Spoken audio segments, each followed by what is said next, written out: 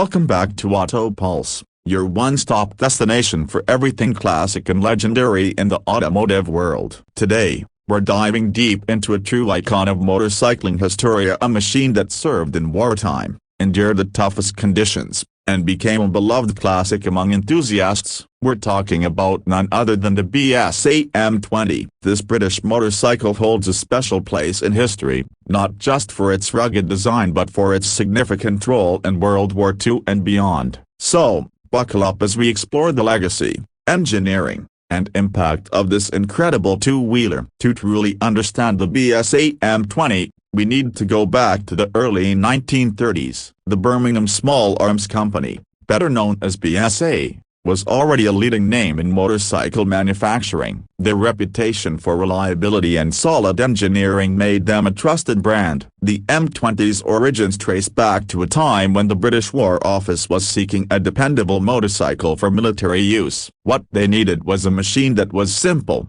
tough, and able to withstand harsh conditions. Enter the M20, a design that initially started as a civilian motorcycle before evolving into a wartime workhorse. The prototype was first introduced in 1936, but by the time World War II began, the M20 had already found its way into military service. Its straightforward design, easy maintenance, and incredible durability made it the ideal choice for the British Army. As the war intensified, production ramped up significantly. By the end of the conflict, more than 126,000 units had been built, making it one of the most produced military motorcycles of all time. One of the key reasons for the BSA M20's success was its robust yet simple engineering. At its heart, the M20 was powered by a 496cc side-valve single-cylinder engine. It wasn't built for speed. Instead, it was designed for reliability and low-end torque, producing around 13 horsepower.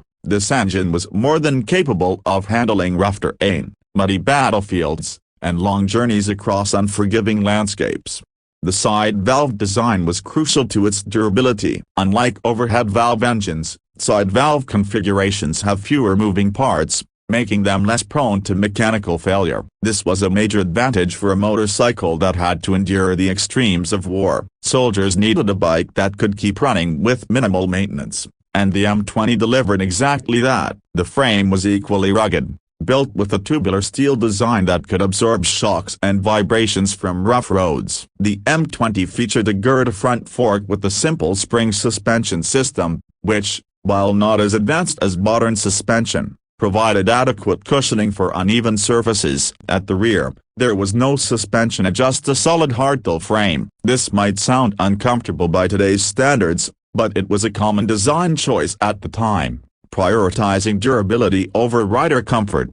Another defining feature was the large fuel tank, holding up to 3.5 gallons of petrol. This allowed the M20 to cover long distances without frequent refueling, an essential factor in military operations. The bike also had a 3-speed gearbox, controlled via a hand-operated lever on the fuel tank. While this might seem outdated compared to modern motorcycles, it was a practical setup for the time. When the war broke out, the BSA M20 quickly became the backbone of military motorcycling. The British Army used it for a variety of tasks, including dispatch riding, reconnaissance, and convoy escort. Dispatch riders played a crucial role during the war, carrying important messages between units when radio communication was unreliable. The M20's dependable engine and sturdy frame allowed these riders to navigate through challenging conditions without fear of mechanical failure.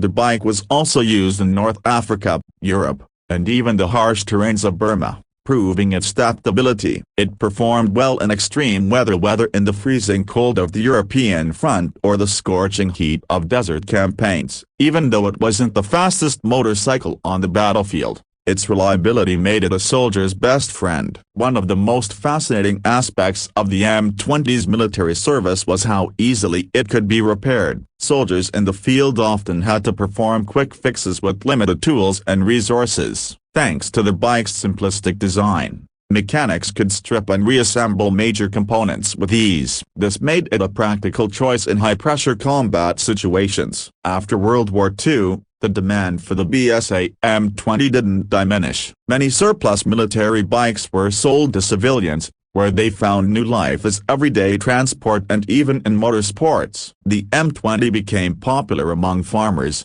couriers, and enthusiasts who appreciated its rugged charm. During the 1950s and 1960s, the M20 also became a favorite among custom motorcycle builders. Some were modified into bobbers, while others were transformed into scramblers for rough road racing. Its simple frame and easily adaptable engine made it a great base for customization. Even today, many classic motorcycle collectors seek out the M20, either to restore them to their original glory or to create unique custom builds.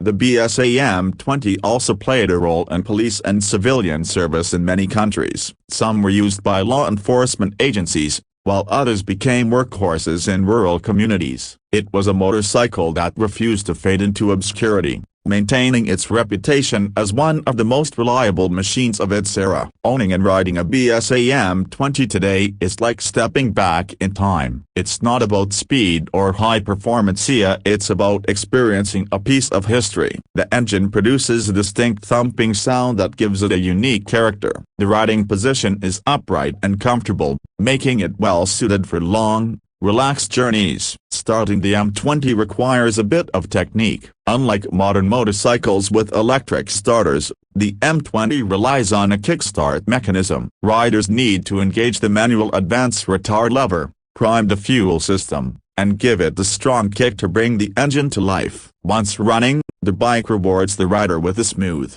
steady power delivery. Handling is predictable, thanks to its solid frame and well-balanced weight distribution. The 3-speed gearbox may take some getting used to, especially for those unfamiliar with older motorcycles, but once mastered, it provides a satisfying connection to the road.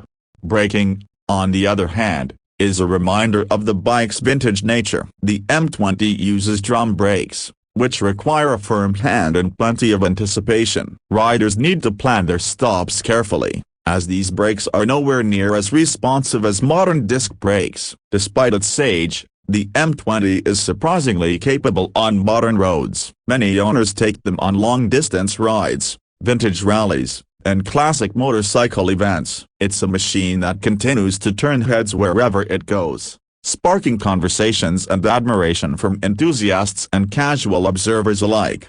The BSA M20 is more than just a motorcycle, it's a symbol of resilience, engineering excellence, and historical significance. From its wartime service to its post-war civilian life, the M20 has left an undeniable mark on the world of motorcycling. Its simple yet effective design, reliability, and adaptability have made it a timeless classic. For collectors and enthusiasts, owning an M20 isn't just about having a vintage bike, it's about preserving a piece of history. Whether you're restoring one, riding it through scenic countryside roads, or simply admiring its legacy, the BSA M20 is a motorcycle that deserves its legendary status.